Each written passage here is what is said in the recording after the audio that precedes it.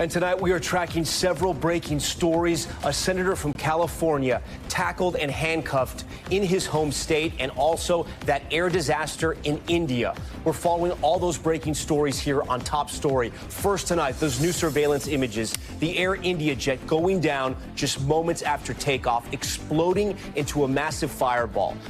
Miraculously, one man making it out. Sky News speaking to his brother. Also, Senator Alex Padilla pulled from a press conference with DHS Secretary Christine Noem, taken out and handcuffed. What happened here and why President Trump says his immigration raids could be hurting farmers. Plus, the search for survivors, floodwaters crippling areas of San Antonio right now. As they are still searching for 2 people, at least 5 others are dead. We speak to a woman still looking for her husband. The mogul mistrial, the sex crimes retrial of Harvey Weinstein, ending in a mistrial on one of the rape charges. Why the jury foreman refused to return to deliberations. The apparent home explosion in Illinois, video capturing the moments after the blast, the neighborhood showered with debris. Meta's crackdown, the social media giant going after apps allowing users to make fake nude images of other people using AI. And the MTV star Amanda Lewis losing her battle with breast cancer after refusing a double mastectomy in favor of holistic treatments. Her warning to others to avoid the same fate. And in her new series, The Cost of Denial, the stage 4 cancer patient refused an experimental treatment for months. Was it finally approved? Too late? Top Story starts right now.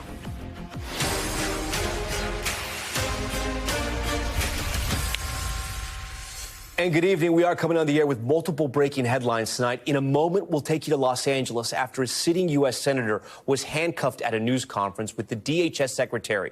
But we begin in India tonight after a passenger jet fell out of the sky with hundreds on board. This surveillance image from the runway showing the plane going down just seconds after takeoff. You're going to see it here. Its landing gear still deployed for some reason, crashed and engulfed in a massive fireball. The plane slamming into a medical school hostel where students were having lunch. Firefighters racing to the scene, dousing the flames, as officials are saying tonight others on the ground may have been killed.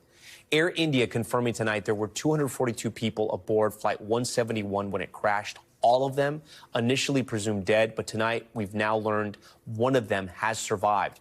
And this is him. Vishwas Kumar Ramesh, a British national who was sitting in seat 11A of that plane, walking away from the crash, visibly battered and bruised, but very much alive.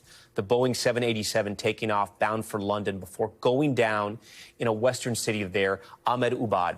We have a former commercial airline pilot standing by to walk us through what may have brought this doomed flight down. But we want to begin tonight with NBC News aviation correspondent Tom Costello and the search through the wreckage for answers. Caught on camera the moment Air India Flight 171 lifted off from Ahmedabad in western India, headed for London Gatwick Airport. But only 600 feet off the ground, it quickly lost altitude and crashed in a horrific ball of fire. Dark black smoke billowing from the nearby neighborhood. Video captured the immediate aftermath as firefighters rushed in. Overhead, this striking image, the plane's tail sticking out of the side of a building as rescue teams frantically searched for victims. Very tragic and very, very horrific. And even till now, I have to say I'm in a state of shock. Local authorities say the plane crashed into a medical college hostel just as students were eating lunch. Dozens injured, at least 5 thought to have died. Out of the 242 people on board the plane, the local police say only a single passenger was able to walk away.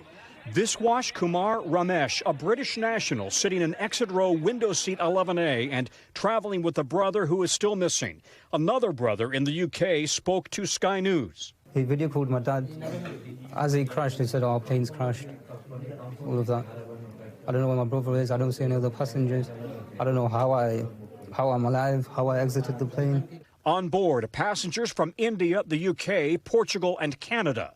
The first crash ever involving the Boeing 787 Dreamliner, a plane with a stellar reputation and 1,100 in service worldwide. Already, veteran investigators are looking at this video of the plane taking off and noticing that the flaps on the back of the wings do not appear to be extended. Without flaps and slats extended, the wing cannot produce enough lift at low speeds. The nose of the plane is pointed up, indicating a possible aerodynamic stall, and the landing gear remains down well past the point it should have been retracted.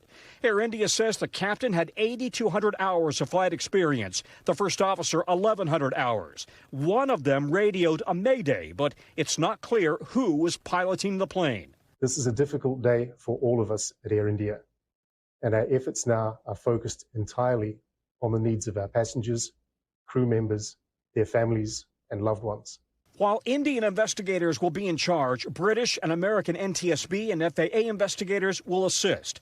Boeing says it is cooperating with the investigation.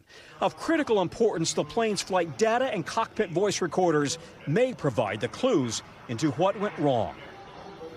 And Tom Costello joins us now. Tom, tonight everyone is asking the same question. Are there any theories on why this one passenger survived?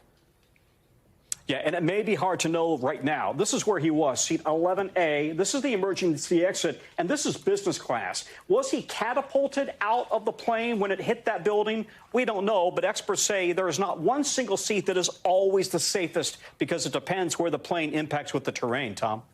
And we know the investigation is still very fresh right now, but what can we expect to get from the black boxes when it comes to this accident? Yeah, the black boxes are going to be critical. The flight data recorder is going to hopefully give them information about why the flaps were not down. In fact, had they been pulled up too soon? What about the landing gear? Why was it still down? Why was it not retracted? So in other words, did the pilots confuse the controls and instead of pulling up the landing gear, pull up the flaps? Maybe the FDR will tell them that. And separately, the cockpit voice recorder will have all the cockpit conversations between the pilots and the noises and the alarms in the cockpit. All of that is going to be critical for the investigation. So many questions. Tom Costello, we thank you for leading us off. And joining us now is Les Aben. He's a retired American Airlines pilot and captain of the Boeing 777. He's also a contributing editor to Flying Magazine. Les, thanks so much for joining Top Story tonight. First, let's start with the crash, right? When you look at that video, I want to play it again. Very hard to watch. We talked about some of those flaps, about the landing gear. What do you think happened here? Well, there's a lot of disturbing things, Tom, about that. The landing gear is certainly one of them. I mean, that's the first thing. Once you get airborne, you see a positive rate, and you actually call for it verbally in the cockpit. Whoever is flying, whoever's not flying, will actually bring up the gear. Tom Costello brought up an interesting point. However, I dispute it a little bit because confusing landing gear with the flaps is really difficult to do, especially on this airplane because they're in very different locations. So it would really take a brain freeze for that to happen. But we were talking about the flaps on takeoff. There is a certain flap setting depending upon what the weight of the airplane is and other performance issues. So there should have been some flaps down. Whether they were raised during the process of the climb out, it's hard to say. But we've got to remember, it's difficult in the CCTV video to really look at that wing. The 787 is like a seagull. It's just a gorgeous, well-designed aerodynamic wing. And it may have been hard. Maybe the flaps were down slightly for takeoff. It's hard to say. We're kind of speculating. Could you think of any other reason to watch a plane of that size? Could you think of any other reason a plane of that size to just come down the way it did? It almost looks like it and I know it didn't lose power, but that's the way it seems like it just stopped flying. No, it's a great point, Tom, and I don't see that because if the airplane lost, say, one engine, it would still be able to climb. What it says to me is that there's a potential that both engines were not operating, which disturbs me. Is why? Is it possible that there was a bird strike to both engines? I have a problem with that theory from the standpoint of they'd have to be really big birds or a big flock because those are two big engines out there to do that to both engines. What I would lead toward is fuel. And that's something that they will be checking immediately. If there was some form of fuel contamination, which would have shut down both engines because that airplane hit the ground in almost a stable flight condition. It didn't come down as rapidly as what's being told. It came down in a stable condition that doesn't indicate necessarily an aerodynamic stall to me. And then finally, before I let you go, I want to ask you the same question I asked Tom. Everyone's asking this question. Do you have any theories on how that one passenger survived sitting there in seat 11A? That's an amazing miracle. I think the best one is what Tom brought up, is that, maybe he was catapulted out through the side, through an opening that because of the crash, or managed to get that emergency exit open. It doesn't look like that maybe happened, but I just think it's an absolute miracle, Tom, that passenger survived. A miracle is right. Lessa, Ben, we thank you so much for joining Top Story tonight. Now to the other big story we're following here. Outrage, bipartisan outrage, really, after Democratic California Senator Alex Padilla was forcibly removed from Homeland Security Secretary Kristi Noem's press conference in Los Angeles. Noem saying tonight that Padilla chose disrespectful political theater and lunged at her. Padilla is saying he was just trying to get answers. It comes as ICE protests in Los Angeles stretch into another night. NBC's Liz Kreutz is on the ground there. Liz, what is the latest? Hey, Tom. Well, we're back at the federal building here downtown. You can see protesters, day 7 now of them here out protesting, facing off with National Guard. But yeah, the most stunning moment of the day happened at the other federal building here in LA, just west of here, when a sitting senator, California Senator Alex Padilla, was briefly detained when he tried to interrupt a press conference held by Homeland Security Secretary Kristi Noem. We were there and able to ask the secretary about what happened. Sir. Tonight, chaotic moments during a press conference by Homeland Security Secretary Kristi Noem in L.A. To every single person that has been able to do this. It all began when California's Democratic Senator Alex Padilla started interrupting her from the back of the room. I have questions for the secretary, because the fact of the matter is a half a dozen violent criminals. Padilla was forced out of the room by security and handcuffed in the hallway. Later, he spoke outside. I began to ask a question. I was almost immediately forcibly removed from the room. I was not arrested. I was not detained. We pressed Noem when she walked out. Why did you detain him? Why was that the action you decided to take? I'll let the law enforcement speak to how this situation was handled, but I will say that it's people need to identify themselves before they start lunging at people that during press conferences. Is it appropriate to handcuff a sitting senator that way? Padilla's Democratic colleagues outraged. I just saw something that sickened my stomach. The manhandling of a United States senator. We need immediate answers to what the hell went on. Well, tonight, the White House saying Padilla stormed a press conference, that he wanted attention and blasting it as an immature theater kid stunt. Noem saying she later met with Padilla. We sat down for 10 to 15 minutes and talked about the fact that nobody knew who he was. If he had requested a meeting, I would have loved to have sat down and had a conversation with him, that coming into a press conference like this is political theater. If this is how the Department of Homeland Security responds to a senator with a question, you can only imagine what they're doing to farm workers.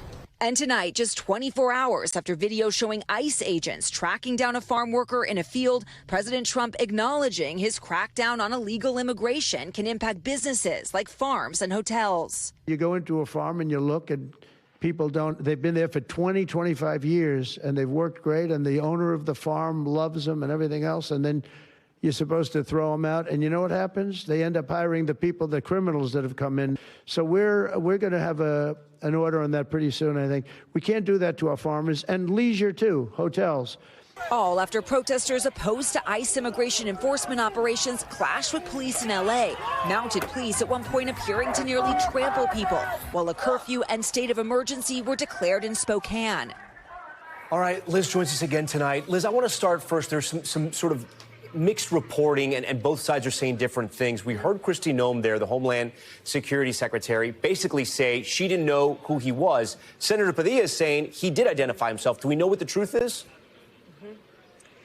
Yeah, so what we know is that you can see clearly on video that the senator did identify himself and that he said, I'm Alex Padilla, I'm a senator.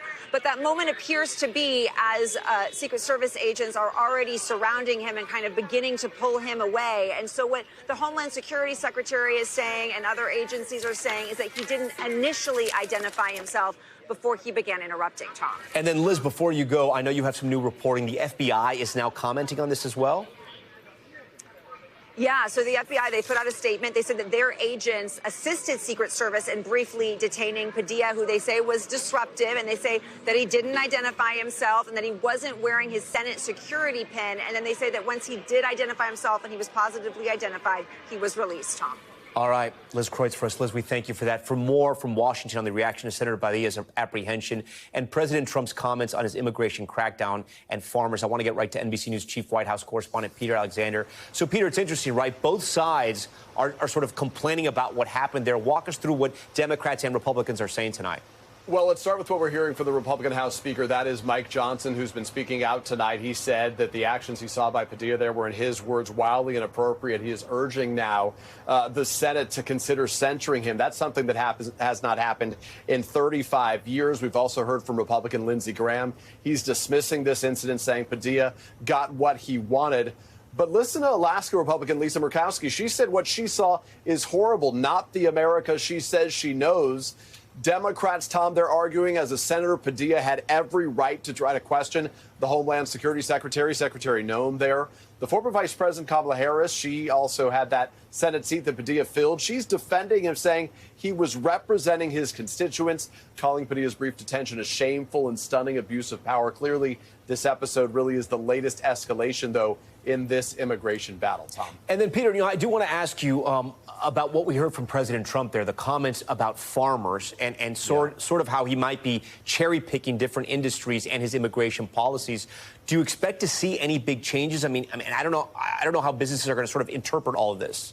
Well, we've been reaching out to the White House. I was upstairs talking to folks in the West Wing, and let's just frame it the way the president does right now. He says that he plans to make these changes to his administration's aggressive crackdown on illegal immigration to protect migrant farmers, hotel workers, others in the leisure industry. He said we'll focus on leisure, too, all of whom have been among those deported. The president first promised those changes in a post that was this morning. He acknowledged ICE officers have broadened those they've been arresting beyond migrants convicted of violent crimes, who White House officials say were the primary targets of their raids. Here's the DHS Secretary, Kristi Noem, speaking out. Listen. The president and I will continue to look at that and evaluate what we can do as far as individuals and facilitating a workforce in this country that we know are people who want to be here legally. Noem said that they need to face consequences, but notably she opened the door, Tom, to facilitate, in her words, making sure those who love America have the opportunity at some point to stay here. What does that mean? It sounds like a significant pivot, as you were indicating. President Trump didn't specify what changes he was planning to address worker shortages caused by his immigration crackdown. Some of the president's fiercest critics, as you know, have argued migrants who generally provide cheap labor are crucial to the country's workforce, especially in industries like agriculture. Yeah. Tom. All right, Peter Alexander, we thank you for all of that. We do want to go to another big headline we're following. The South bracing for severe weather as deadly storms sweep across the region. Floodwaters devastating San Antonio. The death toll rising to 5 tonight. And authorities frantically searching for survivors with millions still under flood alerts. Meteorologist Bill Cairns is standing by with the latest on the forecast. But first, Jesse Kirsch from the Storm Zone. Tonight, San Antonio, Texas is reeling. Authorities desperately searching for survivors after police say a series of slow-moving storms left at least 5 people dead. Overnight floodwaters overtaking the highway, rescuers moving in. Some areas getting over 6 inches of rain by dawn. It's just like, it's not for real. It's like make-believe. Angel Richards says her husband, Stevie, was driving to work around 5 a.m. when he called her from the car. So it happened like really, really fast. By the time he called and said the car was stalled, and now it's floating. And then I can hear these things hitting up against the car. She eventually made her way to this creek. Right by the orange. Yeah. Even though it was flipped over and still partially submerged, Richards telling us she's confident that's her car. But she did not know what had happened to her husband. They were searching the car and said, this is a Cadillac. And I was like, my heart just dropped because that's my car. The city's fire department says there were at least 65 water rescues. Authorities tell us a dozen people who managed to escape from vehicles that were in that creek wound up clinging for their lives high up in those trees. There have been other floods here in the last couple weeks. What made this worse? Well, we've had a lot of rainfall in the last week and probably 2 to 3 separate events. So the ground was saturated. So I think that just compounded the flooding. Jesse Kirsch, if you can, give us the latest on what's happening with those rescues. Yeah, so Tom, at this point, we know there are at least 2 people believed to be missing, but authorities believe that could be a higher number because beyond who they know to potentially be missing from the vehicles, they say there's also a homeless community that lives in this area. And when those waters rose by an estimated 30 feet, according to the fire chief, some of those people may have also been swept away. It's all so sad. Okay, Jesse Kirsch first. Jesse, stay safe out there. NBC News meteorologist Bill Cairns, he joins us now. Bill, I know you're monitoring those flood threats as well. Who's at risk tonight? Because you look at what happened in San Diego and you're reminded of just how dangerous flash flooding is.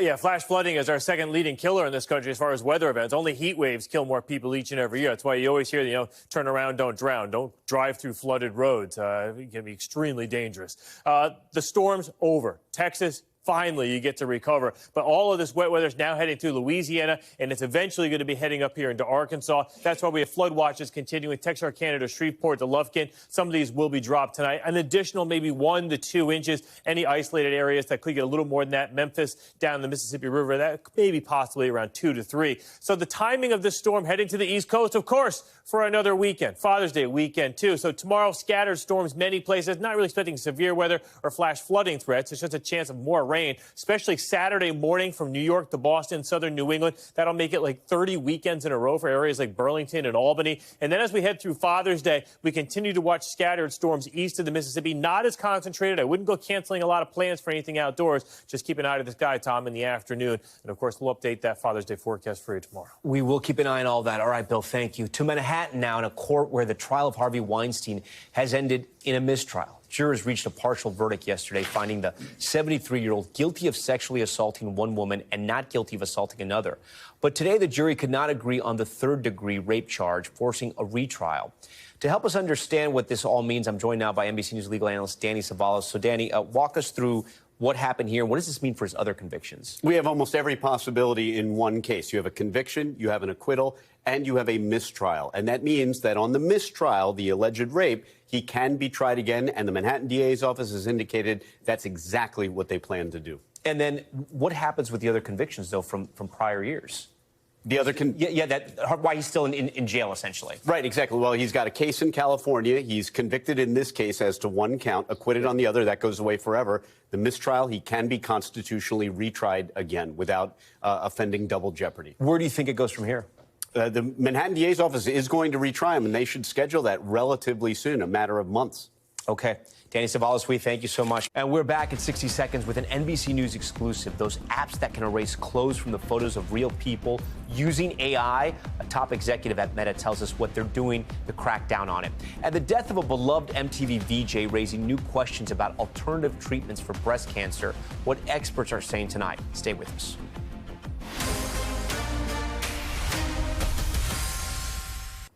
We're back now with an NBC News exclusive. Meta's global head of safety talking to our Savannah Sellers about how they're fighting back against apps that generate fake sexually explicit images. Here's that report. Meta announcing it is cracking down on apps that use AI to undress people in photos. We're taking legal action against a company that has been trying to advertise these apps on our platform. Meta writing in a lawsuit against Joy Timeline, a company marketing these apps, that it was violating Meta policy by displaying ads consisting of nudity and or non-consensual intimate imagery with captions like erase any clothes on girls and click the button for the nudie version. Here's how some of these apps work. Easily upload a normal photo, like someone at prom or graduation, or like this photo of me. Some apps allow you to easily make edits, changing colors or pieces of clothing, or removing them entirely, creating a realistic-looking nude AI image. One of the things that we're doing to try to address this is to actually work with other members of industry. Is taking this step, this action, an admission, essentially, that you don't have a handle on this on your platform? It's not an admission that we don't have a handle. What it is a recognition that this is an adversarial space. NBC News reached out to Joy Timeline for comment and has not heard back. Even after today's announcement, NBC News found dozens of ads on Meta platforms. Elliston Berry says an AI-generated nude photo was created of her by a classmate using a Nudify app. Do you remember seeing the photo? Yes, and these photos looked completely real. To someone that doesn't know me, you wouldn't be able to tell if it was real or not. Meta says in addition to the lawsuit, it's also developing advanced technology that can help detect more bad actors. For families who might say this is too little, too late, what do you say?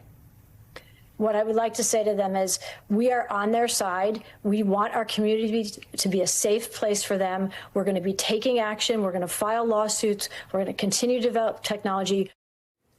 Savannah Sellers joins us now. Savannah, I mean, this really is every parent's nightmare. Talk to me more about the Take It Down Act and how does it apply here?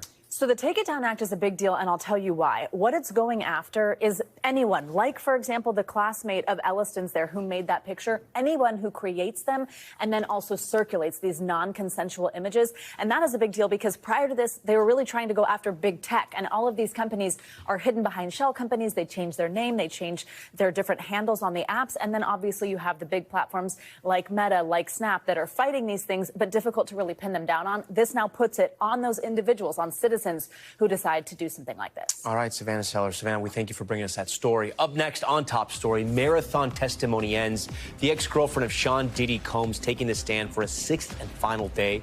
What she said on cross-examination at his trial. Plus, the largest great white shark ever recorded in the Atlantic is on the move and heading towards a popular resort where it was last sighted. Stay with us.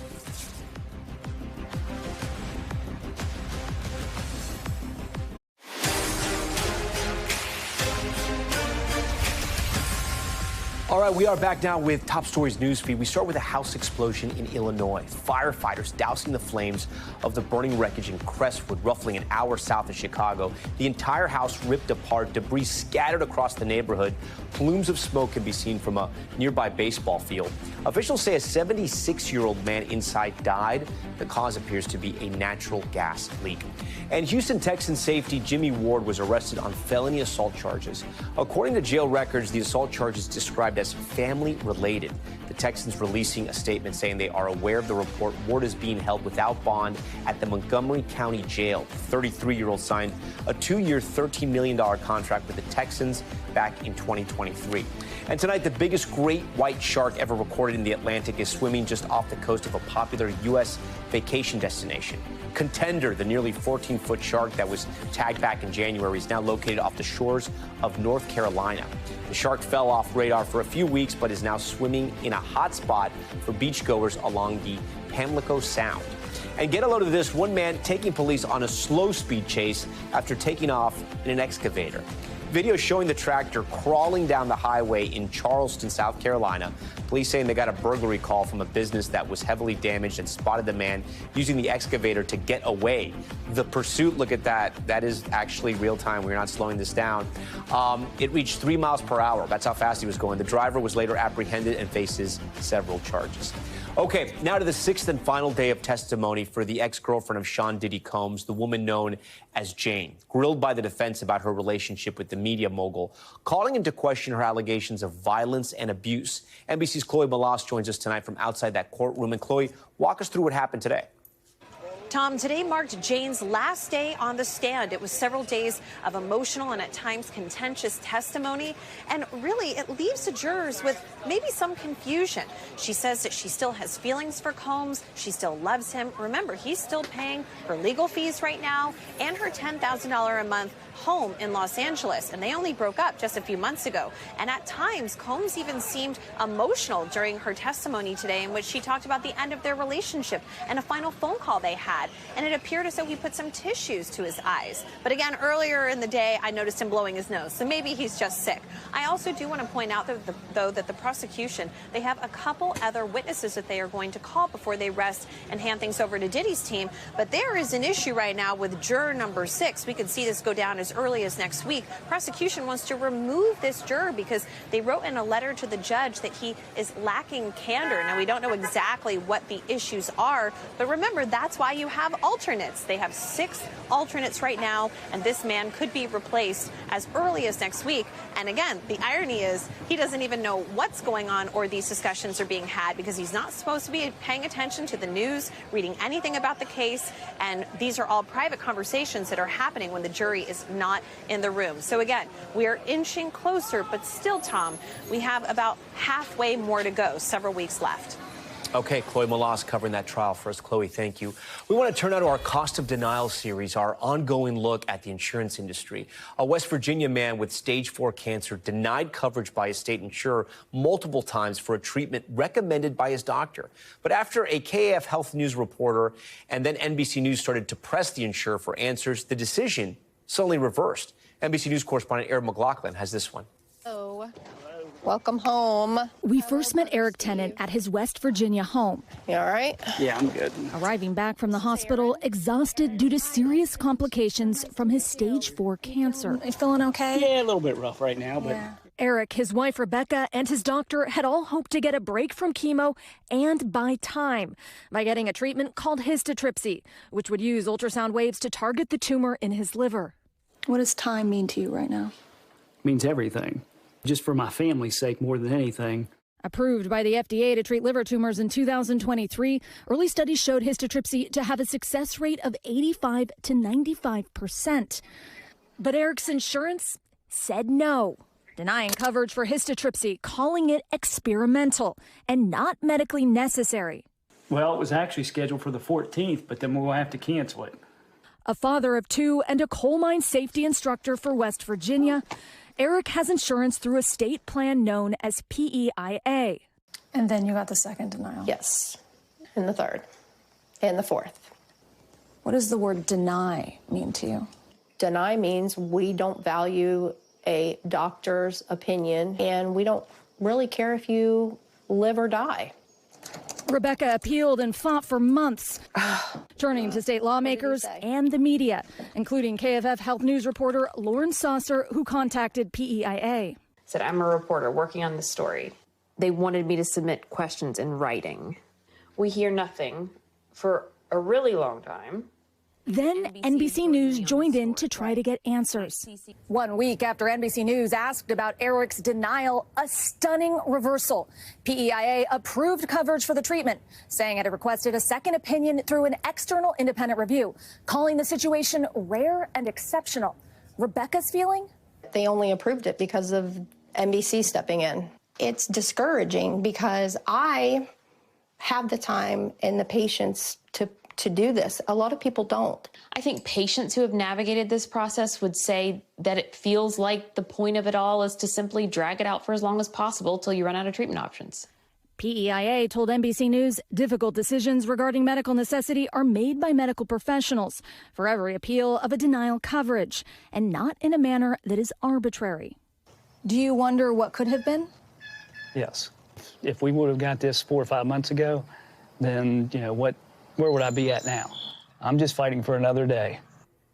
Just fighting for another day. Aaron joins us now live in studio. So he's covered now, but he may have run out of time? Yeah, that's right. There's more delays for Eric Tennant. He has to wait until July for new scans to see if he's medically qualified now for the histotripsy treatment. Remember, he was medically qualified back in January. Worth noting that histotripsy is covered by Medicare and some private insurance plans. Now, when it comes to prior authorization, if you are faced with a denial, the limited data that we do have on this indicates that there could be a good chance that your insurer will overturn that decision if you appeal. Okay, no, that's good advice. All right, we thank you for that. Next tonight, to the devastating loss of an MTV star, Ananda Lewis, you may remember her, who began her career as a VJ and talk show host, was open about her battle with breast cancer, at times speaking candidly about the things she wishes she had done differently. NBC's Priya Sridhar has more on her legacy and the messages she leaves behind for women going through that same fight.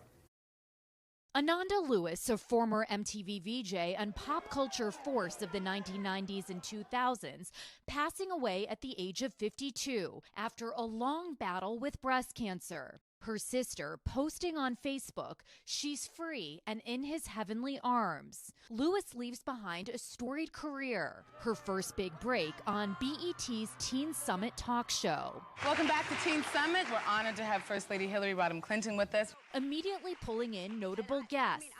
Have you ever thought about becoming president or maybe running? No, I haven't. Yeah? But I'd encourage you to think so. Ananda was just that voice that was speaking for all of us. She was young, she was fresh, she was irreverent, she didn't mince words. She had that swag. Then in 1997, she burst onto the MTV scene, sharing the era's coolest music over the airwaves and interviewing young mega celebs in the making. Funny with you, Britney Spears. How you doing? Okay. The New York Times calling her the hip-hop generation's reigning it girl. And by 2001, she launched her own namesake talk show. Welcome back, and please welcome back the members of NSYNC, Chris, Joey, Lance, JC, and Justin. The star, vocal on social media in the years since, grabbing headlines in 2020 when she announced she had breast cancer. I have been fighting to get cancer out of my body for almost 2 years. For a really long time, I have refused mammograms. Lewis at the time admitting she didn't do yearly mammograms because she was afraid of radiation exposure. Millions of women undergo breast cancer screening yearly, and there has been no evidence that minor exposure to radiation increases their risk of breast cancer or any other cancer, and that small risk is far outweighed by the potential benefit of early diagnosis and treatment. Lewis later saying she refused the double mastectomy doctors recommended. Instead, according to her 2025 Essence op-ed, focused on more holistic treatments like cutting out alcohol and sugar, doing monthly ultrasounds, taking high-dose vitamin C IVs, and doing hyperbaric chamber sessions, in addition to conventional treatments like low-dose chemotherapy and radiation. She opened up about her journey during a CNN roundtable in 2024. My plan at first was to get out the excessive toxins in my body. I decided to keep my tumor and try to work it out of my body a different way. Ultimately acknowledging she regretted her treatment choices. Looking back on it, I go, you know what? Maybe I should have. Later writing in that Essence op-ed, do everything in your power to avoid my story becoming yours. Priya Sridhar joins us now. And Priya, such an important message, right?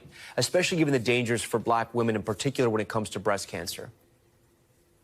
Yeah, that's absolutely right, Tom. You know, even though Black and white women are diagnosed with breast cancer at the same rate, according to the American Cancer Society, Black women are 40% more likely to die from breast cancer than white women. It really highlights the inequities in our healthcare system. Medical experts say that Black women are not getting mammograms as routinely as white women. Ananda Lewis has said that part of the reason for that was she was afraid of radiation exposure, but obviously in the final months of her life, she became pretty outspoken, encouraging other women to go get mammograms, and her friends and family are really hoping that that can be a positive part of her legacy. Such Tom? a devastating stat you gave our viewers there. All right, Priya Sridhar for us. We thank you for the report. When Top Story returns, New Orleans' controversial push to authorize real-time facial recognition surveillance.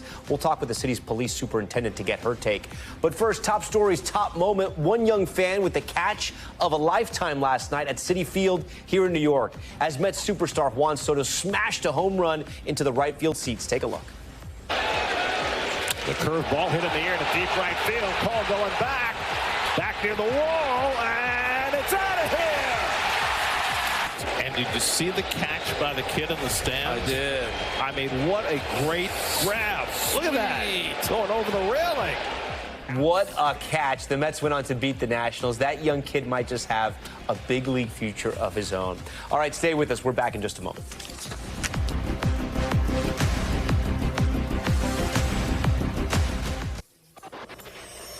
We're back now with the latest on the situation in the Middle East. President Trump saying today that Israel may be planning a strike on Iran soon. It comes as U.S. officials attempt to close a nuclear deal with Iran. NBC News international correspondent Matt Bradley has our top story in Global Watch.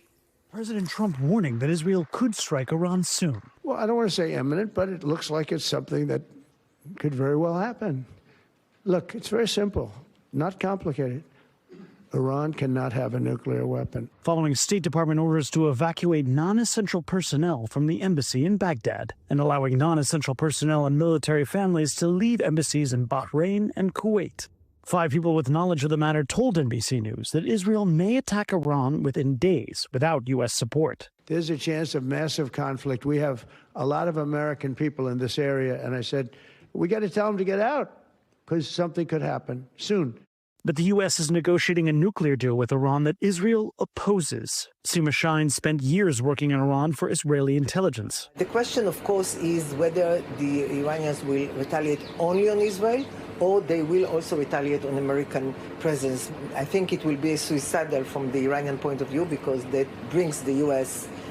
completely into the war. Well, American diplomats are going to be attending that 6th round of negotiations over that Iran nuclear deal on Sunday. But President Trump said in an interview that was released yesterday that he's less confident that America could reach a deal with Iran. Tom? Okay, Matt Bradley for us. We want to bring it back here at home to a new proposal in New Orleans involving AI facial recognition and how it's used by police.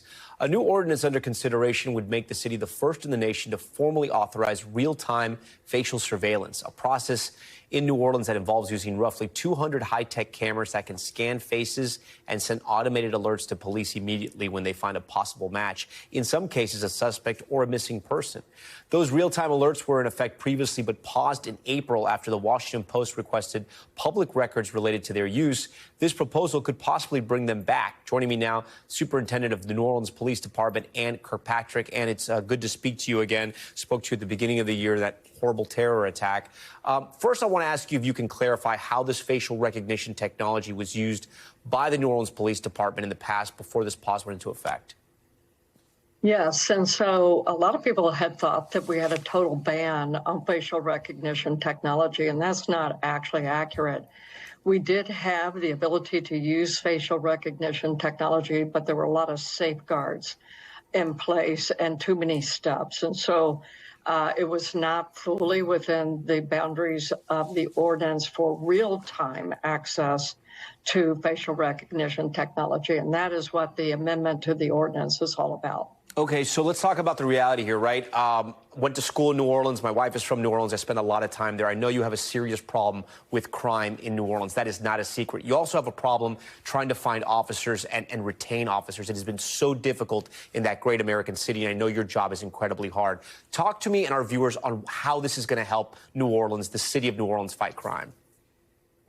Sure. So technology in every aspect, we were specifically speaking about this particular technology, but technology is a way to leverage staffing issues, leverages our tools to be able to prevent crime, as well as to get the people responsible, if need be, after a crime has occurred. So it's a tool that is effective and has been effective in the city. And the use of facial technology through a private person has really been a plus for us through a private enterprise. Was it used to chase down the inmates that escaped? Yes. I mean, that technology has proven to be effective and helpful to us, the state police and the state. But how does it work? How will it work? Like we're showing this image right now of somebody who's wearing a hood, or maybe they're wearing a mask because they're worried about COVID, or they're just trying to conceal their identity. How does it work in that situation? So the technology is able to, as you probably know, it's been around for a while, but it is able to match characteristic traits. And that's what also makes it a controversial topic for people. But that is a system. That is how it basically works. Yeah. You know, New Orleans is a very laid-back city. A lot of people like that lifestyle there. What do you say to people who say, stop spying on me? I just want to live in the city. Why are you tracking my face, tracking everything I'm doing? You know, that's a great segue to some brand new information. Our community every year, our city every year, does a community survey. And one of the specific questions asked of our community in the survey was their support or lack of support for facial recognition technology. And those results were shared with me and the city 2 days ago. 78% of our African-American community supports facial recognition technology. 57% of our white community supported the city moving to allowing NOPD using the facial recognition technology. So there's been a big shift of attitude. We thank you for the stats, and we thank you for coming on and talk to us. I hope to see you the next time I'm in New Orleans. Coming up tonight, the mom's surprise. We showed you the moment earlier this week, a mother finally finding a permanent place to live, handing her kids the keys. Tonight, that mom telling us how she worked multiple jobs to make that moment happen. Stay with us. Finally, tonight, we're going to switch gears a little bit. We have an update on a story we brought you this week. Our top moment, or last week, I should say, was about a family in Virginia and the special moment when one mother surprised her children with a gift they'd never forget. We talked to Mom now. I want a key. This is mine. A new home means new keys. Wait, what? Yes! And this priceless memory. Yeah! This is our house. Oh my God! They were like thinking, okay, Mom, you did it. Like, we have been praying for this every night. Virginia mom Andrea Cope surprising her 3 kids, Willie, Paige, and Haven, with their new home. I mean, Paige, are gonna have our own room. No. For years, the family struggled to find a home. At one point, even sleeping in her car. But last year, Andrea says she managed to turn it around, finally giving her kids a permanent home. Worked 2 jobs to try to stay in a home. And like holidays and birthdays and different things like that, being a single mom, it was hard. But I did it. Andrea recently posting this video on TikTok, marking 1 year since moving in. The clip going viral, leading to strangers donating furniture and bikes for the kids. We as a people truly have the power in our hands to support each other. You know, it's that simple. Such a beautiful story. We thank you for watching Top Story tonight. I'm Tom Llamas in New York. Stay right there. More news on the way.